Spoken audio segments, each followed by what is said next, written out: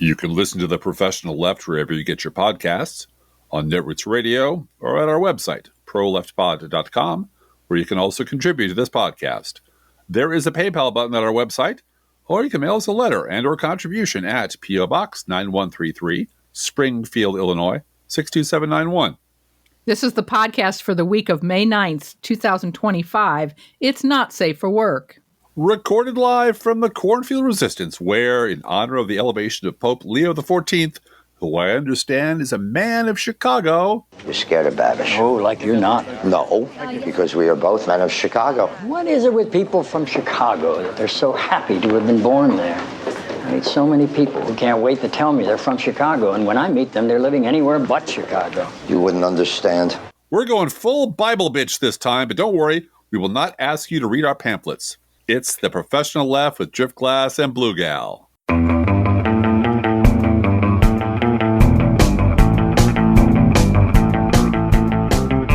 Yeah, we don't have any pamphlets. We got some bumper stickers. They're not exactly, they're not religious in any way, but no.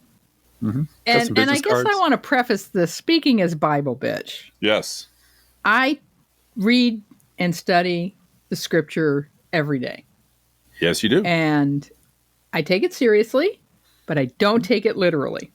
And I think people who declare that the Bible is the inerrant word of God haven't read it, or haven't read it seriously. And I read Beetle Bailey and Nancy every day, so that's where my religious education comes from. Well, and we do attend adult Sunday school every Sunday, where we are really learning about history. Ancient Rome, Judea, the study of Jesus as and his movement as a nonviolent movement. We've done a lot of study on that. So we do take these things seriously. And Mediterranean globalization. Why the Roman Empire was the precursor to the globalized empire, where every place had its specialty, and its specialty was assigned by the empire. Mm-hmm. And how the capital of Judea got moved to next to the sea so that they could fish like crazy. Mm-hmm. And all the fishermen, all the local fishermen, independents got wiped out, which is why all these fishermen are hanging out. And this guy's talking about fish and fishing and men. And it was a labor movement. Again, so, there's a lot of cool stuff to studying history and understanding this stuff. And we are connecting this to today's political system. 100%. So don't just bear with us. I know we're going to talk a little bit of ancient biblical history here, but the point is we have a new pope. Yeah, there's a whole bunch of stuff going on that Driftglass, particularly in his blog, has made some amazing connections. So we know, you guys know that we are well into our 15th year of podcasting. Yes. And as we thought about our approaching 900th episode, which is next week. It's next week. Yeah. Jesus Christ. We were eating coffee and pancakes at Charlie Parker's Diner on Wednesday. We talked about how each week we tell a different story, but in the end, we're really telling one big story. And it's the story of where we are now, how we got here, and where it looks like we're headed. Mm-hmm.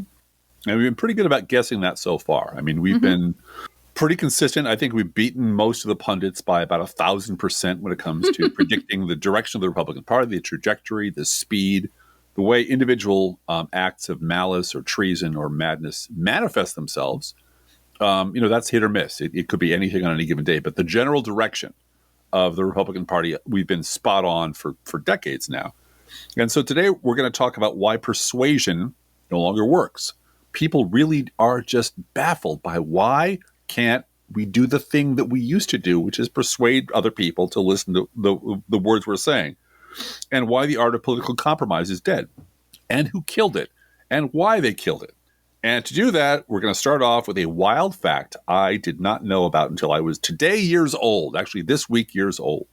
The fact that there are actually a few Christian churches in the world out there that canonize Pontius Pilate as a saint, which is utterly wild to me. Bonkers. Because, he's the bad guy. And a couple of church candidates. Now, even if you're not Christian, you probably have heard of Pilate. He's the 1st century AD Roman governor of the province of Judea, after whom Pilates is named. No. Isn't that right, Blue Gal? No. I got that right? I don't study as hard as you, but I'm pretty sure I got my facts right. Pilates is not named after Pontius Pilate, I promise you. Okay, all right, fine. Take your word for it. Pontius Pilate is the 1st century AD Roman governor of the province of Judea who presided over the sentencing of Jesus of Nazareth. That seems to be fairly well documented. Yes. Mm-hmm. But he presided over the sentencing of Jesus of Nazareth just as he had presided over the crucifixion of hundreds of men judged to have broken one Roman law or another. Yeah. The execution of Jesus was nothing out of the ordinary, just another quick trial, followed by a public execution, handled in bulk with the speed and indifference of the average big city traffic court on any given Monday. It's a bureaucracy. They are there to handle these things swiftly. Mm-hmm. Threats to the Roman government are just handled. Yeah. And you might remember that this is not even the biggest event. I mean, there were, I forget which emperor it was, lined the roads for miles with 3,000 crucified men. Crucified people in pitch set on fire were used to, I think Nero or Caligula used them to light up. Mm-hmm. So this is a completely common practice in Rome as a means of public execution, as a lesson to the people out there. Next, crucifixion. Yes, good. Out of the door, line on the left, one cross each. Next, crucifixion. Yes, good. Out of the door, line on the left, one cross each. Next, crucifixion. No, freedom. What? Freedom for me. They said I hadn't done anything, so I could go free and live on an island somewhere. Oh, well, that's jolly good. Well, off you go then. Nah, man, you're pulling your leg. It's crucifixion, really. Oh, I see. Very good, very good. Well, out of the door. Yeah, I know the way. Out the door, one cross each, line on the left. Yes, thank you. And yet, in the Coptic church and in some Ethiopian churches, Pilate is considered a saint. And not just any old kind of saint. There's lots of different kinds of saints who do all kinds of lovely things. They believe he and his wife actually converted to Christianity, and the emperor executed him for that conversion, which makes him not just a saint, but Pilate a martyr. He's a martyr to the church. Of course, this is all just post hoc religious fiction, but so is most of the New Testament. So, It's fiction on fiction on fiction. Yeah. And we're not saying that in a hostility to religion way. No. But, a whole bunch of theologians have spent centuries studying where each piece of the Gospels came from. Mm-hmm. And there are Gospels that are not in the Bible. Right. That got left out because women or politics or some guy didn't like the wording the way it was or whatever. There were arguments and debates and decisions made that have nothing to do with Christianity and everything to do with political decisions. So, and there's also stuff that's just editorially wrong. Yeah. For example, there is zero chance that a high-ranking Roman army officer would be attending the crucifixion of a handful of troublemakers and criminals, much less declare out loud in front of everybody that truly this was the Son of God. That's Cecil B. DeMille talking. That's not anything that ever happened. And yet the gospel writers penciled in at least one or possibly two, maybe they're the same guy, centurion, commanders of 100 men in the Roman army, in attendance at this minor event. If you want to know the long version of how and why Christian origin stories got scripted this way, there is no lack of literature on the subject. Yeah. And the much shorter version is marketing. Damn right. It's marketing. Yep. Straight up. Specifically, how to take a minor Jewish apocalyptic cult and go looking for converts among a much wider Gentile audience. An audience that likes the brochure but definitely they were not on board with the whole you got to convert and be circumcised and keep kosher, etc., etc. Mm-hmm. So the Christians took 2 steps. Step 1, have a vision that says the whole got to convert and be circumcised and to keep kosher thing is no longer necessary. Come one, come all. And you can credit that to the very active and prolific Paul of Tarsus. And when we say vision, we don't mean like you're in a corporate headquarters and you're visioneering and you're getting your mission statement. We mean literally have a vision of Jesus telling you, don't worry, the law, we're cool with that now. You don't have to do any of this stuff. Yep. And step 2 was, since the wider Gentile audience you're trying to convert are going to be mostly Romans, you start rewriting your origin story so that even though Jesus was a practicing Jew, the Jews become the villains of the story. They're the ones in the story who shout down Pilate's offer to release Jesus because Passover. This never happened, and there is no such custom as releasing people from prison on Passover. Yes, we'll release one. Who do you think it should be, crowd? Yeah. Come on, who do you think? There is no such thing. That didn't happen.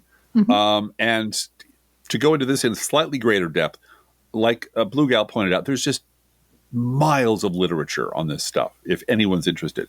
So for a quick version of this is from James Bishop's Encyclopedia of Religion, Society, and Philosophy. Quote, beyond the Gospels, there's no mention of this event in primary sources for Pilate. There are a few sources attesting to Pilate's governorship over Judea. That's how obscure this guy was. There's a couple of mentions that he did things, and that's about it. So, for instance, from Philo of Alexandria and from Josephus Flavius, actually I have a copy of Josephus' work sitting on my desk right now, historians have enough information to learn about Pilate's character and his attitude towards Jews over whom he ruled. Neither indicates the custom central to the Barabbas episode. And in case you don't know what the Barabbas episode is, he's the guy who was supposedly let go instead of Jesus because the crowd demanded it. The crowd demanded Barabbas be released, right? And Barabbas was a violent insurrectionist. Jesus ran a nonviolent protest movement that was a danger to the Romans. But the Romans, if you had a nonviolent movement, they just kill the top guy. That's all. Because the rest of the people will scatter. Or if there's another guy who rises up in a few years, they'll kill him too. It's very, very efficient. Yep. For violent insurrection, they killed everybody.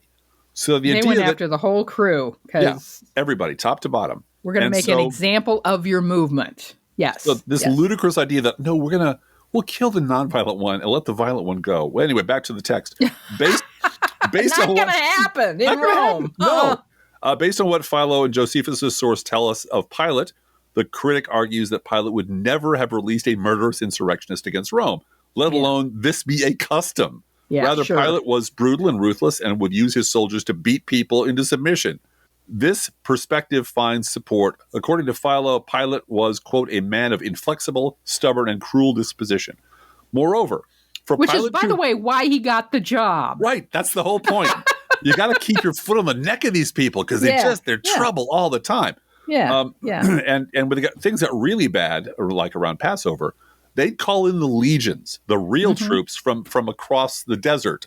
And suddenly you've got, actual active army people who are good at killing people by the hundreds all over your city, which, the Jewish authorities did not want that, and for obvious reasons. Anyway, the last of this quote was, moreover, for Pilate to release an insurrectionist would likely bring the empire down on himself. Yes, obviously, which Pilate certainly would not have wanted. No, he would not have wanted that, unquote. And once again, we are not over the library burning at Alexandria in 391 and 640 AD, which, regardless of whether it would give us specific information about Judea, we assumed there would be some writing in the library at Alexandria about all of this. Yeah. But, what a loss we're just not over it. Yeah, the loss to humanity, I've heard it, the equivalent being that you're aware that Shakespeare wrote a couple of minor sonnets. You have copies of those. But you heard that he wrote plays like Richard III and Hamlet and Macbeth that don't exist anymore. Those are all gone. They don't exist anymore. Yeah, right. Which is just a tragedy. Yeah. Conversely, within the New Testament, Romans slowly evolve into, if not the heroes, at least sympathetic characters. There's the centurion at the cross. As we said, probably not really there. And certainly not saying this was the Son of God out loud where other people could hear him say that. Oh, God, no. Jesus heals the daughter of a Roman centurion by remote control. I love that story. And that is the one Bible movie, greatest story ever told scene that I love. Because it's Ernest Borgnine playing the centurion. And he does a magnificent job. He looks like a Roman centurion. He looks like an old soldier who's been really through does. all of it and doesn't have a formal education. But he loves his daughter. Any finery, but he loves his kid. And he has trust about what happens when he sends his soldiers to do something, that they'll do it. And he sees that authority in Jesus. So he says, I send my soldiers every year. I know I don't have to go look. I know they're going to do it. If you say my daughter's healed, then she's healed. And Jesus says, at least in Scripture says, I have not found this faith in Israel. Yeah. You know, Weird, isn't that? you have better faith than you know a lot of my followers. My own people. That's right. Yeah. So that happens in Luke 7, and that includes the Roman military and Jesus' healing ministry. Yeah. I mean, Now we have. that's pretty significant, biblically speaking. Yeah. And there's Pilate being bullied into executing Jesus by a Jewish crowd. This is from Matthew 27, quote, when Pilate saw that he was getting nowhere, but that instead an uproar was starting, he took water and washed his hands in front of the crowd. I am innocent of this man's blood, he said. It is your responsibility, unquote. Now, that's just propaganda. Yeah. Oh, straight up. Straight up. And this first century propaganda push to shift the blame for the Romans arresting Jesus as an insurgent against the Roman Empire and executing him in accordance with Roman law, in a Roman form of execution. Right. But shifting that away to the Jewish crowd planted the seeds from which modern, murderous anti-Semitism sprang. Again, from Matthew 27, quote, all the people answered, his blood is on us and our children. Yeah. You know, that didn't happen. No. But boy, did that kick off 2,000 years of just, you know, they did it. They did it. We didn't clip the clip from Mary Hartman, No. where, you know, the born again, blonde, dumb Southerner meets a very nice Jewish man who's the director of your show. I can't believe he's with the people that killed our Lord. Yeah. Yeah. Pretty edgy for the time, actually. Very edgy for the time. Yes. This is from the Center for the Study of Bible and Violence. There is such a place. Quote, but important as it is, such historical contextualization is not enough to deal with the legacy of Matthew 27. Yeah. The way in which it has been weaponized against Jews. Yep. And has haunted Jewish-Christian relations for almost 1,600 years. The accusation that all Jews everywhere and down the generations are Christ killers can be documented from the mid-2nd century. Justin Martyr, that was actually his real name, in his dialogue with Trypho, told the Jew Trypho that at Christ's first coming, he was pierced by you. And Melito, bishop of Sardis, preached a powerful Passiontide sermon in which he rhetorically addressed, O lawless Israel, saying, you cast your vote of opposition against our Lord, over whom even Pilate washed his hands, and you killed him at the great feast. Christian anti-Judaism later fused with racial anti-Semitism, and the deicide, that's the killing of a god, charge featured, for example, in the Nazi school curriculum, unquote. Of course Unbelievable. It did. Of course it did. Of course it did. Yeah. Because the Nazis wanted to use the Bible to enforce Nazism. Yes. And they found their verse like they did during the Inquisition. Yep. People don't remember that well, never mind. I don't want to go on a side quest. No, we're not going to go on a side quest and talk about Sarah Palin and blood libel and all that stuff. We're not going to do that. But it's all there. It's all there, it's people. All there. Look, I have just read to you from the Center for the Study of Bible and Violence. You do your own research now. Okay, go forth and do your own research. But look, note that last part about this grotesque perversion of the truth, eventually becoming so ingrained in the culture that it was part of the Nazi school curriculum. And then, listen to this as I repeat a story from Reason magazine that we mentioned in our last episode. New Oklahoma curriculum requires students to learn 2020 election fraud conspiracies. And there it is. Quote, the new standards are the most unapologetically conservative pro-America social studies standards in the nation, according to State Superintendent Ryan Walters. In the new school year, thousands of Oklahoma students will be required to learn about 2020 election fraud conspiracy theories as part of a new curriculum developed by the state's, and here's this word, controversial. Say it one more time. Superintendent. Say controversial that. One more goddamn time. Ryan Walters.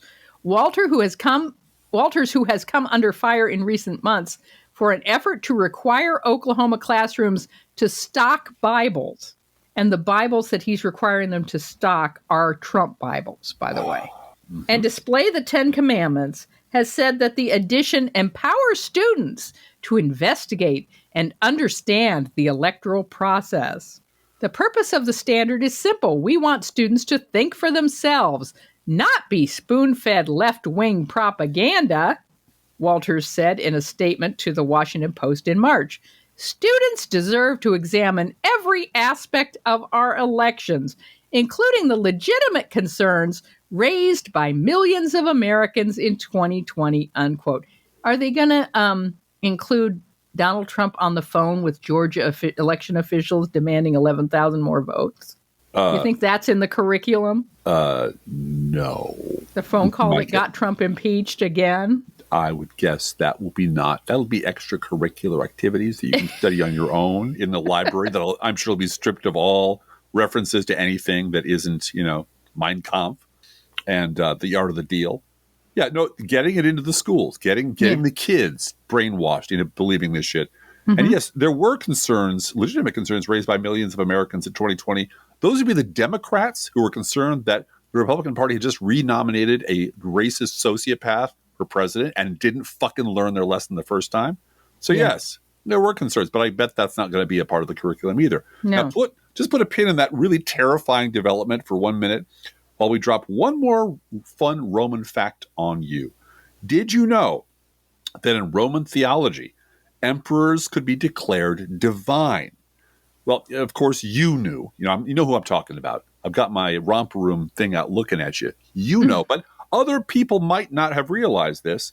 So it's because you watched I, Claudius, and they didn't. Yes, that's right. But it's true. It's true.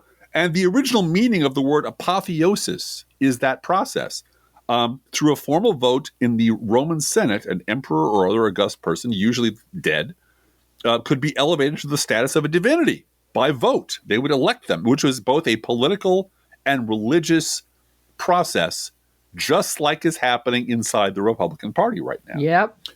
And you probably notice these days there's a great deal of frustration and confusion about why Republican Party has divorced itself, not just from the policies that the base never believed in anyway, but from reason itself. Why do they all believe such goddamn stupid lies? Not just lies, but really stupid lies. And why do they persist in putting their faith in the same liars over and over and over again, even as the lies they're being told just fall apart over and over and over again? Whatever happened to the art of political compromise and the power of persuasion, Blue Gal? What happened to those things? And here's the deal. The Republicans have left the realm of politics altogether. Yeah. Sure, Republicans still have titles and elected offices and ribbon cuttings. And sure, every now and then there is some attempt to put on a show for the cameras about passing a bill or a budget, or perhaps not. This is Kash Patel and Patty Murray at a Senate budget hearing today. We're now having a budget hearing without a budget request. So, Director Patel, where is the FY 2026 budget request for the FBI? It's being worked on, ma'am. Have you reviewed it? Have you approved it? Not yet. When will we get it? As soon as I can get it from my interagency partners and get it approved. 6 months from now? I don't know, ma'am. I'm not Well, going to how make do up a we timeline. as Congress do our budget and our work without that request and without the spend plan? Well, ma'am, I'm here. I'm don't doing the care. best I can. I can't make up answers. I'm going to commit to you to work on getting you the information you need. That is insufficient and deeply disturbing. No response? I've given my response. Having an FBI budget to the Budget Committee as dictated by federal law is just one of the trappings and relics of an age that has now passed. Yes. Because they are no longer a political party. No, they are not. They are, in fact, a religion. And that's where my liberal friends and liberal politicians and Democratic elected officials get confused, because they keep approaching this entity as if it were a political party that could be dealt with on a political basis. But they're not. They're a religion. And yes, you'll hear a lot of critics, including us, calling them a cult. So I'm not going to quibble about any of that, except to say that there really isn't that much that separates a cult from a religion. I asked AI Jesus, and AI Jesus told me that it's more of a spectrum, and the distinction, because AI Jesus knows all, and the distinction is often a matter of social and cultural perception. For example, has the group gained recognition from the mainstream society as a religion?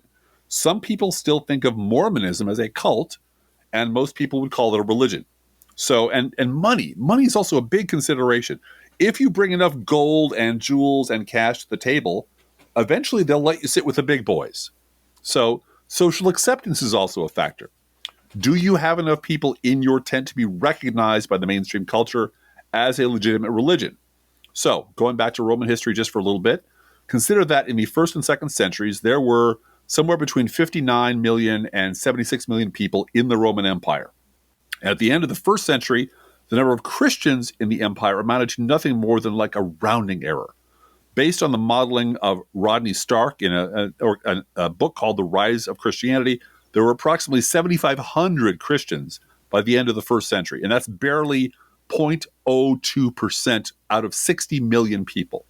By 300 AD, there were 6 million Christians, and by 350 AD, maybe 30 million, with Christians now a clear majority in the empire. So deciding at what point Christianity stopped being a cult and started being a religion really comes down to a matter of taste or personal opinion. So whether you prefer the term cult, because it sounds, more transitory and hopefully personality-based, like the head of the cult passes away and our problems are solved, or religion, something very profoundly dark and disturbing that's been rumbling around in the guts of the GOP for decades has finally emerged fully into the open. And it's not a political party anymore. Right. And now that all internal opposition has been snuffed out and the faithful are in command of the government and the biggest media platforms, the administration is proceeding with even greater speed in doing what Republicans have been doing all along anyway, rewriting history to suit themselves. Just as the heroes and villains and martyrs of the Christian origin story were rearranged to suit changing needs of the expanding church and also to buy legitimacy for them. Absolutely. Within the Roman Empire. So too are the heroes, villains, and martyrs of the 2020 election and the January 6, 2021 terrorist attack on the American Capitol being rewritten to suit the right's new religion. It is now official canon of the Church of MAGA that the 2020 election was stolen, and any statement to the contrary is heresy that can cost you your job with the regime. Fortune magazine reports that the Trump team continues to test job candidates by asking who won the 2020 election. It's an article of faith. Yes, and that's important. You can't persuade someone out of their faith. Their faith is something that comes and goes based on the way they were brought up or by catastrophic life events or a sudden vision. But you can't reason someone out of something that they've arrived at by faith, is no matter how disgusting that faith might be.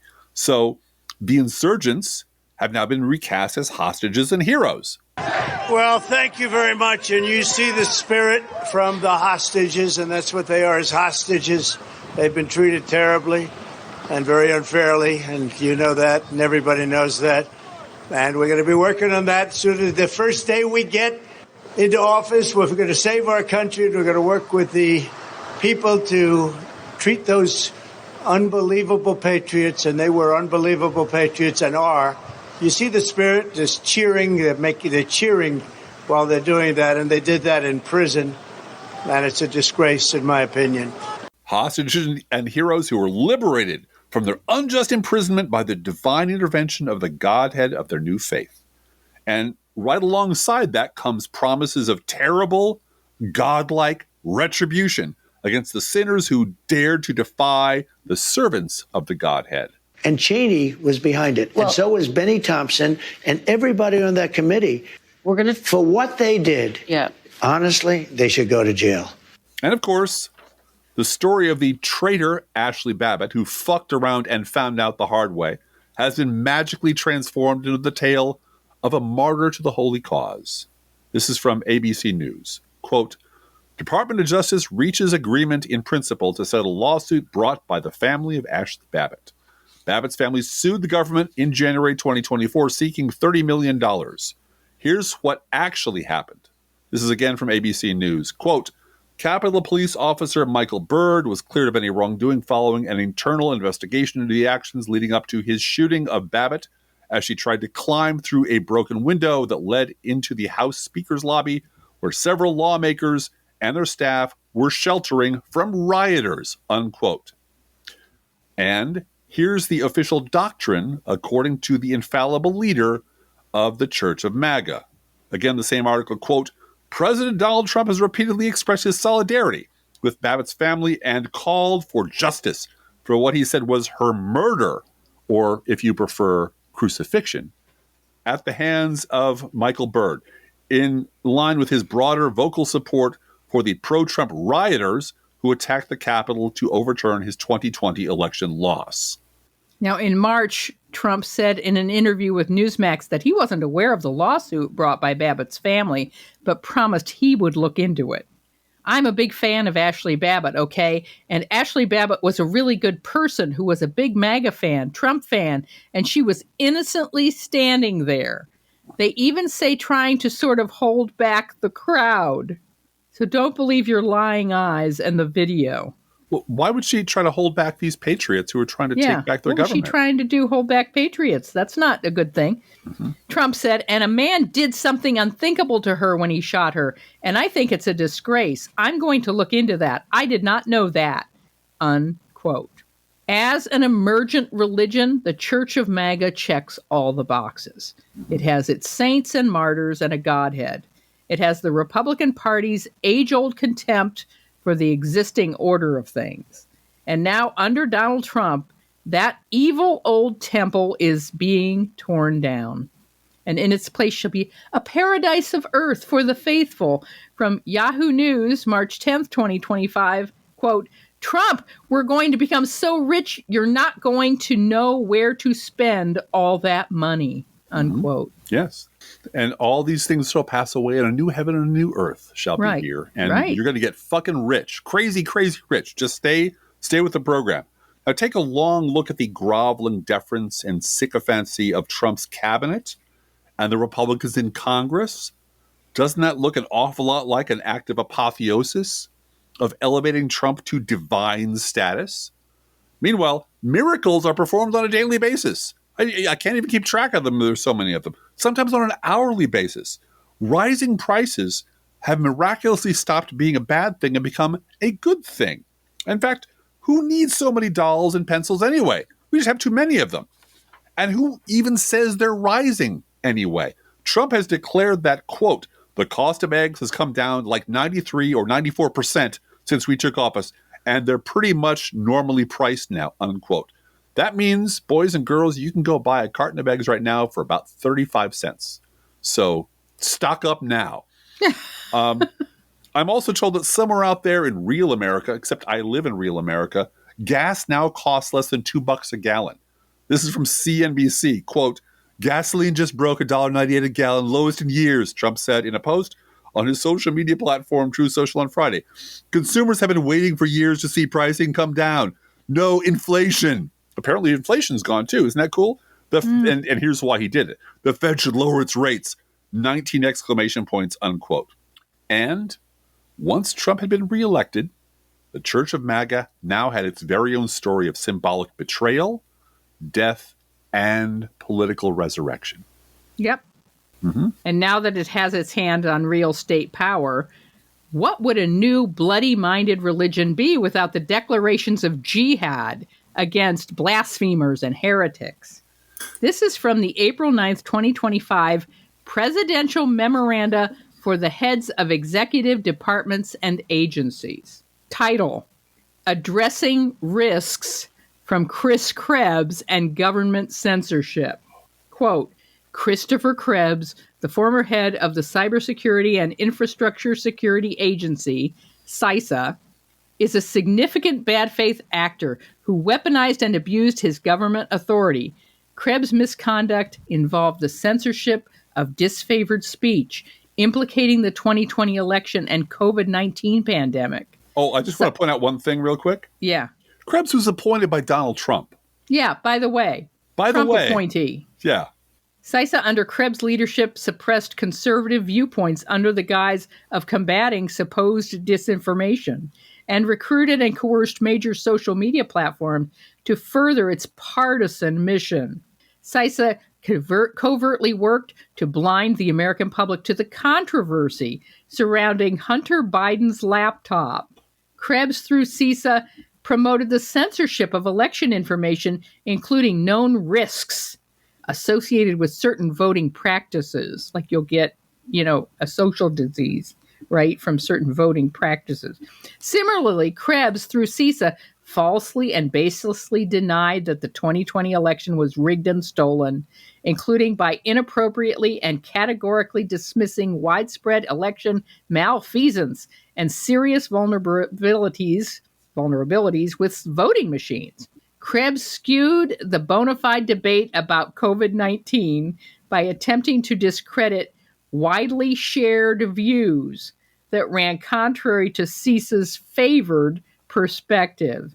I mean, that just goes back exactly to what he was saying about 2020 before in Oklahoma. Uh-huh. What the superintendent was saying, that many people shared these beliefs that 2020 was rigged and stolen. Many it must idiots. Be included in the conversation. Yeah, even though it's bullshit. Even though it's bullshit, even though it's clearly, verifiably, factually bullshit. A whole lot of stupid people, and they're all Republicans, believe this shit, so it should be taken seriously, and they shouldn't be censored. Their opinions shouldn't be told. They shouldn't be told they're wrong.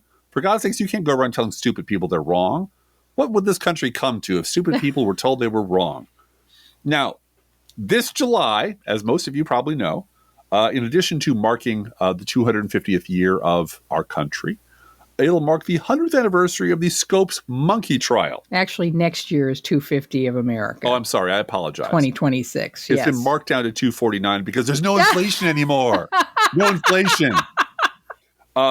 But yes, 100th anniversary of the Scopes monkey trial is this summer. Yes. Is this summer. It's the summer of the Scopes monkey trial. Would you care to guess how many Christian evangelicals still refuse to believe in evolution a century after? Most of them. Most of them. In fact, a 2019 Pew Research Center survey indicated that 66% of white evangelical Protestants, hold a creationist stance, believing humans have always existed in their present form. Now, what about refusing to believe in climate change, despite the fact that it is the consensus of 97 to 99% of all scientists that it's real and it's man-made? Or, the belief that the Bible is the literal and inerrant word of God, despite thousands of mountains of irrefutable historical, geographical, paleographical, that means study of handwriting, forensic, and chemical evidence to the contrary. Kids, like it or not, for the right, this stopped being a political contest over policy questions a very long time ago and became a holy war against us infidels and heretics on the left. That's what all their culture war bullshit adds up to. The Church of MAGA articles of faith that their leaders have told them again and again are under siege by us godless commie scum. And it is really high time for Democratic politicians and Democratic consultants and pundits who are on our side, usually most of the time, to understand this is not a political fight anymore. You're fighting against a cult. And I don't mean that in the small c, as I hope we've all proved, small c pejorative sense, a literal religion that's growing up right in front of us that believes terrible things and is powered by faith and fanaticism, and they've left reason far behind. You can't and they are 39 to 45% of the American electorate. And you can't persuade them. You can't, to repeat myself. And you can't persuade them. No. They're not going to change their minds. No. Because this is now articles of faith. Mm-hmm. And their whole social structure and their friendships are based on this. Mm-hmm. So it is self-reinforcing. And it's a tragedy for our country. And it can flip in a heartbeat. It can. But it's not going to happen because Democrats have a better policy perspective or talk more about kitchen table issues. No. It's going to happen because something blows up on their side. Yeah. And then they never heard of Trump and they never worshipped him. Yeah. And you know, the memory hole gets opened real wide at that point. And you and I talked about this, you know, as we were thinking this show through, which is it is useless. It's futile to try to mock these people to their face and call them dumb and call them the Lincoln Project. Whole Lincoln project was an epic failure. It didn't move a single vote. But what we can and must do is use these people as a bad example to the small number of stupid centrists and fence straddlers in the middle, right? And scare the shit out of them because they have every reason to be scared, and point out to them, this is your future. You're going to the gulag with the rest of us. Right, exactly. And you know, the Republican Party is out to control your life. Right. So and control what you think. You get thrown and control your bodily autonomy. You get thrown into the male camps. Or female or anything in between or anything out of the ordinary. The Republican Party wants to control your body. Yeah. And you're going to go to the camps and eggs will cost $8 a dozen. Yeah. So you get nothing. You get nothing for all of your waffling, and maybe we'll try it again, maybe this time. And honestly, that is where we've always said, burn the center down and the right will fall. And we still firmly believe that. Absolutely. Hey, Driftglass, let's do a news roundup. News is mostly terrible. So today we're going to go with 2 uplifting stories you may not have heard about. Mm-hmm. And one of them is local. Yeah. So I'll do the non-local one first. This is from the New York Times, quote, and it's my favorite story of the week. Mm-hmm. Salt Lake City and Boise adopt official pride flags. Official pride flags in response to state laws. The cities approved several new flags after Utah and Idaho state legislatures passed laws barring unofficial flags from being displayed on government property. So they went out and made official pride flags and bypassed the law. The capitals of Utah and Idaho adopted new official city flags on Tuesday in response to state laws barring the display of any non-official flags at schools and government buildings. The state measures were seen by civil rights groups as efforts to prevent the display of flags supporting LGBTQ people. The city council in Salt Lake City, Utah, approved 3 new flags, one with the rainbow colors of the pride flag, a second with the pink and blue of the transgender pride flag, and a third with a symbol and date referring to the Juneteenth holiday that commemorates the end of slavery. Each flag also includes the sago lily, which is the city's symbol. So it's specific to Salt Lake City and official.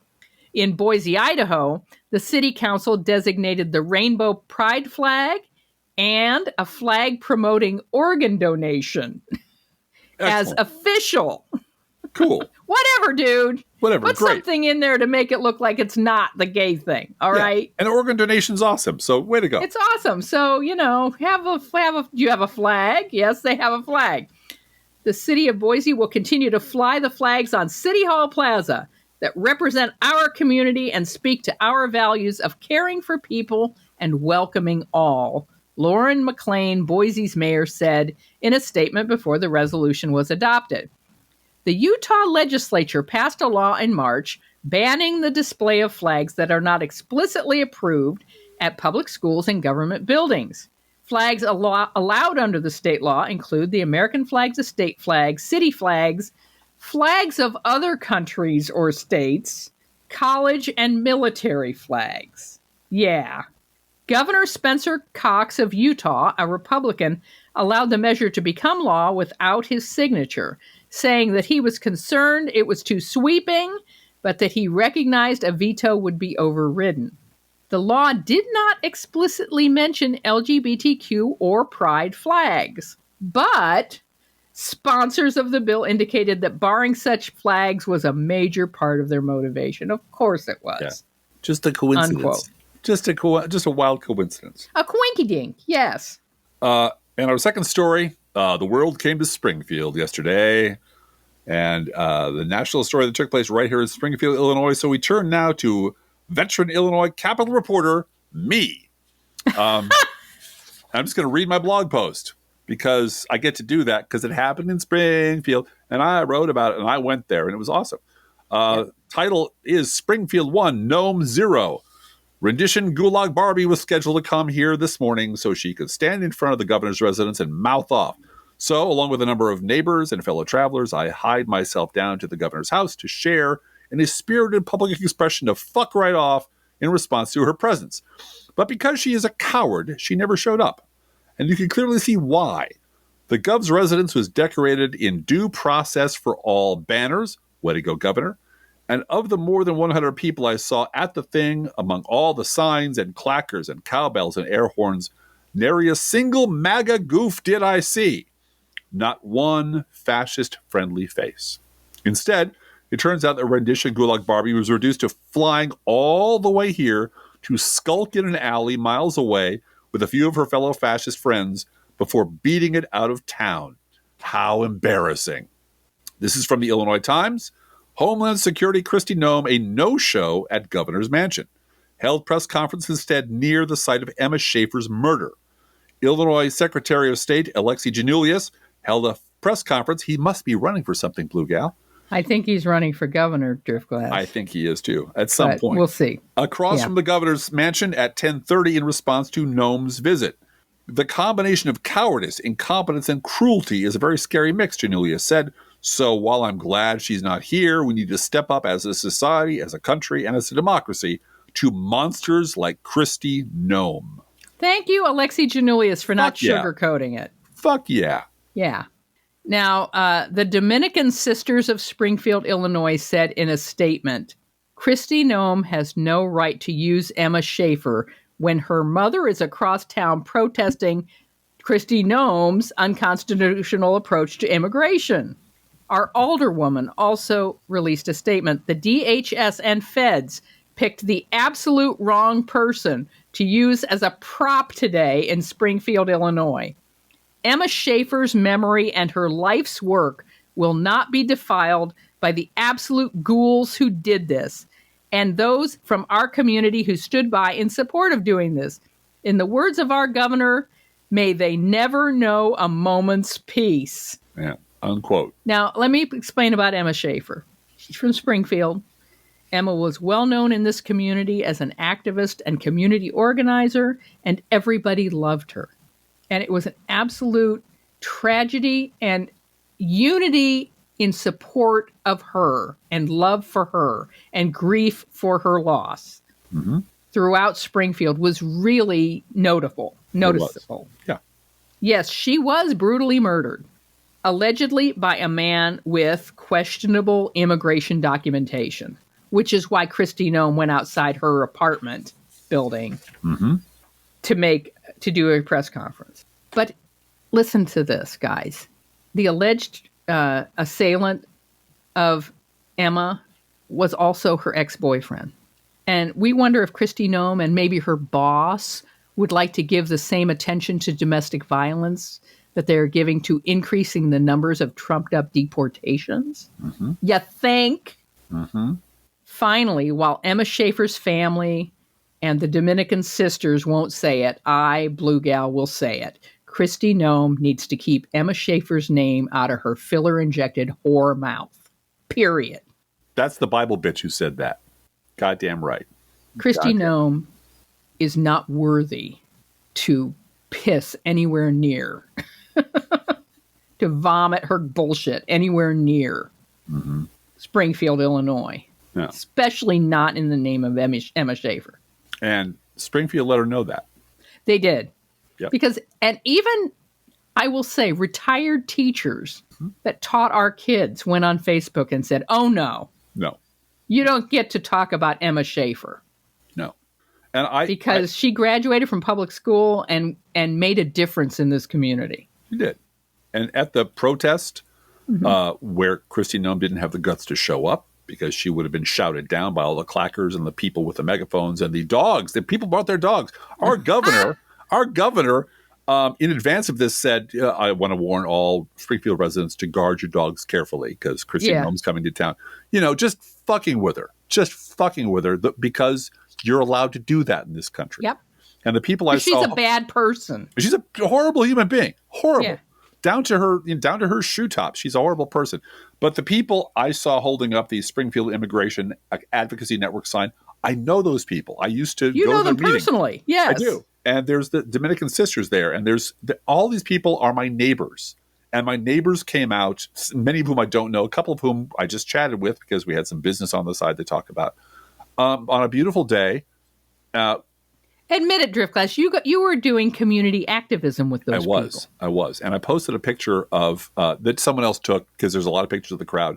And I challenged my readers, see if you can find me in the picture. Spot the Driftglass. Yeah. It was like, oh, this was one guy who's literally a head and shoulder above everyone around him. Yeah, that's probably him. You can't go anonymously anywhere. But I was terribly proud of my community because this was happened quick. The word went out, get your people we didn't know there. where it was going to be until the last minute. Yeah. And I had to work, but you were up and out. I took photographs, Blue Gal. And so keep that shit in DC. Don't bring that shit here. We're not having it. Yeah. And we're going to kick you out of DC too, bitch. I said what I said. All right. A happier note, each week we post to our Patreon page and website an Internet Kitty sent in by you listeners, but this week's Internet Kitty is actually a 2-year-old golden retriever named Luna. Luna has the most boopable nose. You will want to boop her nose as soon as you see her picture. And of course, Luna eats freshly poured pet food, our fake sponsor. Whether you serve Pet Store Perfection or Dollar Store Dreck, your dog will sit there showing off their boopable nose and demand that the food they eat is only freshly poured. Freshly poured, freshly poured. Oh, my Lord, it's freshly poured. And you can go boop Luna's nose at our Patreon page or website, and you can send your Internet Kitty, dog, any other pet. They're all safe from Kristi Gnome here at the Professional Left Podcast. Send it to our email address, proleftpodcast@gmail.com, subject line Internet Kitty. Mm-hmm.